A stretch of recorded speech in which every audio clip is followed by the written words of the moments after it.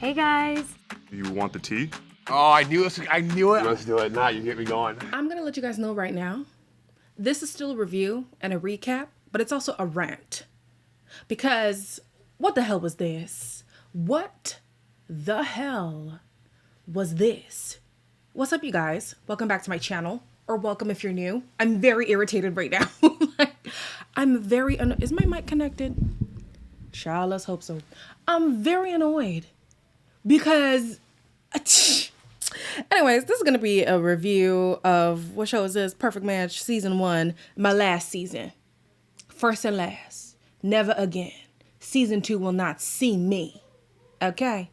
This is episode 12 / the reunion / where are they now? Okay? Before I get into it, please make sure to like this video, subscribe and hit the bell, and leave a comment down below. So, I'm going to have my phone up sometimes because I need to read off my notes very quickly instead of reading it off my laptop, okay? The producers, damn, they did miss Izzy wrong. Because Izzy interrupts the conversation with Bartise and she don't know what just happened, right? So she's listening to the words of Bartise and Bartise is like, well, she was upset that we're connecting and blah, blah, blah. Oh, you don't want to talk about the fact that you threw her trauma in her face, you insult. Oh, She just didn't like that our conversation wavered my mindset on me and Abby. I think it was a bit of an overreaction. I've been in exactly the same situation as her, and I didn't react like that. So now, of course, Izzy's saying, oh, that was such an overreaction. And honestly, maybe she feels that way. I don't know. But I feel like if I would watch the show back, that the producer set me up. Because I didn't even know what Bartise said to the girl. So if I'm listening to Bartise, of course it's going to sound like, oh, yo, why is Abby on one? The man weaponized her trauma. Anybody who's able to weaponize somebody's trauma, you're the scum of the earth. There is no two ways about it. Next, Nick feels like he can pursue other options because that's typically what he does. But this time he's going to be different and not feel like the grass is greener on the other side. What grass, Nicholas? What grass? Who is checking for you, Nicholas? Who? I don't want to have any regrets, and that's why I'm a bit torn right now. Notice you talking to more people. Okay, Fill me in. I could try to match with someone else, but then I'd be throwing this away. Even the grass you stand on right now ain't even real. It's astroturf. Astroturf. Artificial. I don't even know what connection you and Elsie had prior to coming down onto the freaking show. But clearly it ain't going nowhere because on their date, he's talking about, yeah, we're not a perfect match. Yeah, don't say. Nick, what did I say about him in the previous episode? He likes the attention. So homegirl who was very chalant and he's very nonchalant, it's no wonder why he was interested. Because, oh, look, I'm being pursued or whatever. But the minute he had a feeling that she could potentially pursue something else, he's like, not my match. Ew. Next. Chloe asked Carousel, so has Joey actually changed? And she's like, yeah. Joey kind of proved to me, like, through, like, him fighting for me and just, like, you know, changing his ways, like, as a partner. Like, my mind is like, this guy let you down over and over and over again. You like, what's different this time? Literally every time I've been with this guy, he's just dropped me, and I'm just like, I don't know.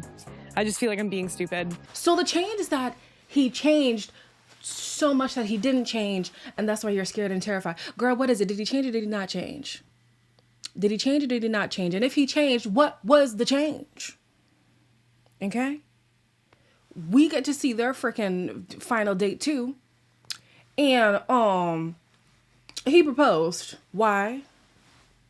Why the hell would you do that? I gotta get on to, I could get on to Bartise, but honestly, so we're moving off of him. Just know that hell no. Anything that involves Bartise, hell no.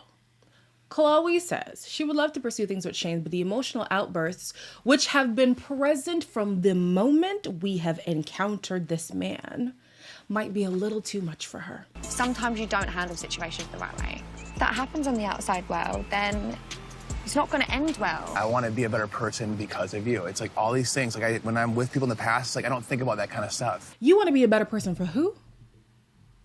Be a better person for yourself. Shane, stop finding this self-worth in other people. Go to therapy. Figure out who you are. Become a whole independent person so that if a relationship doesn't work out, you're not disheveled. Honestly, disheveled is not what I meant to say, but it kind of applies. In the freaking where are they not? No, I can't keep jumping. I want to jump so bad. But let's just say relationships define him. Stand up, Shane. Why do you hoes act like if you ain't in no relationship, you gon' die? Y'all be weak in the knees. Stand up. Stand up. So now my bone to pick is with production. Production, what the hell was this in-season reunion? They brought everybody back, put up chairs on the back stairs and couches on the grass, and the couples were on the couches and the singles were on the chairs, and ooh, let's talk about these connections. Ooh, so-and-so, what do you think about so-and-so? Do you think they were a perfect match? Blah, blah. Why was this happening? The producers must have known, oh, none of these relationships are gonna make it. So we gotta do the reunion now while people are still together. Waste of time. And then to make matters worse, it's those same people who were in this process who are then gonna vote who their perfect match is. How does that make sense? Everybody dated everybody. If I'm trying to tank the votes, that's very easy to do. Anybody who was connected with Dom, who feels like they don't want Dom to win, could just vote for somebody else to rig it, even if they may have a better connection. Same with Shane. Same with Bartez. Same with Nick and Elsie. Like, you know what I mean? Like, the format did not make any sense. So they did all this deliberation. Okay? The group finds out Carousel and Joey are engaged. You would think that makes them a perfect match. No. They go back into the boardroom. We hear another deliberation as they're making their votes. Why? Why? Anyways, end of the day, the vote goes to friggin' Joey and Dom. I mean, what's her name? Georgia. The vote is in favor for Georgia and Dom. I would have thought the votes were going to go for Joey and Carousel. Guess not. So, here we go to the where are they now, okay? Joey said we were like the next Batman and Robin. And I was like, who's Batman? Me and Joey can never rekindle and never get back together. But it's me and fucking Joey. You can blame me. I just think without going into details, things just weren't the way that they were supposed to be. He's still not ready for a committed marriage-bound relationship. This is not the first time they're dating. This is not the second time. This is the third time. Again, I ask you, Carousel, what had changed? And this heifer gonna go on to say, oh, well, you can never say never because I wanted to spend my life with him. So maybe we'll get back to... Idiots. Moving on. Dom apparently found out that his connection... Yo, this is actually sick. His connection with Georgia ended via a podcast. Title of the podcast was Georgia and Harry Jowsey Fall in Love. Yeah, I'll say I was blindsided. I'm from Queensland, he's from Queensland. We've both been on the same Netflix TV show. There's so many synchronicities and similarities between us. Ma'am, that's like me saying me and Joe. Joe was a fictitious person. Me and Joe are both black. We both went to the same uni. And we both studied psychology. There's just so many synchronicities that make us a good match. Are you serious right now, Georgia? Are you serious? Did I think you and Dom should be together? No. But the justification for Harry, girl, come on, be for real. Be for real. Last but not least, Shane says he's the reason why the relationship ended. Oh, you don't say. The alarm bell started ringing a tiny bit louder. I had a lot of stress going on with the show, my show still airing. It was mad chaos. Therapy. You need therapy. Been saying that the whole season. Shane needs to be in therapy. A lot of us do, but Shane needs to be in therapy. Okay? Like, of course, like I said, these two have chaotic energy. It was either going to attract or repel them, and it did both, child. They came in, it was this cosmic love, which made it a freaking explosion of a breakup, child. She's like, we both went on a roller coaster, and then it's like he threw up and I threw up, and now we will never reconcile ever again. Well, that's not a surprise to anybody, child. So yeah, this season was an absolute waste of my time. I felt like it was going to be, but I didn't think it was going to be this bad.